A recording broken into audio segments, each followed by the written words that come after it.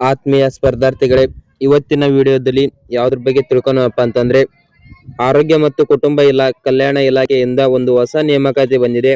ಆ ನೇಮಕಾತಿ ಯಾವ್ದಪ್ಪ ಅಂತಂದ್ರೆ ಪ್ರಾಥಮಿಕ ಆರೋಗ್ಯ ಆರೈಕೆ ಅಧಿಕಾರಿ ಮತ್ತು ಆರೋಗ್ಯ ತಪಾಸಣಾ ಅಧಿಕಾರಿ.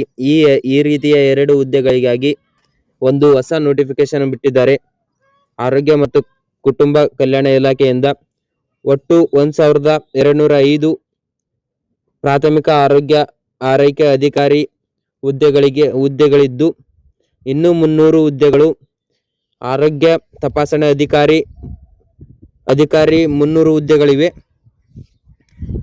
ಇದರಿಂದ ಇನ್ನು ಯಾವುದೇ ನೋಟಿಫಿಕೇಶನ್ ಬಿಟ್ಟಿಲ್ಲ. ಮುಂಬರುವ ದಿನಗಳಲ್ಲಿ ಅರ್ಜಿ ಸಲ್ಲಿಸುವ ನೋಟಿಫಿಕೇಶನ್ ಬಿಡುತ್ತಾರೆ ಅಂತಂದು ಇದನ್ನ ಕರಡು ಪ್ರತಿಯಾಗಿ ಇದನ್ನು ಈಗ ನೋಟಿಫಿಕೇಶನ್ ಸೆಂಡ್ ಮಾಡಿದ್ದಾರೆ. ಇದಕ್ಕೆ ಎಜುಕೇಶನ್ ಕ್ವಾಲಿಫಿಕೇಶನ್ ಏನಿರ್ಬೇಕಪ್ಪ ಅಂತಂದ್ರೆ SSLC ಅಥವಾ PUC ಆಗಿರಬೇಕು ಮತ್ತು BSc ನರ್ಸಿಂಗ್ ಅಥವಾ ಡಿಪ್ಲೊಮಾ ಕಂಪ್ಲೀಟ್ ಆಗಿರಬೇಕು.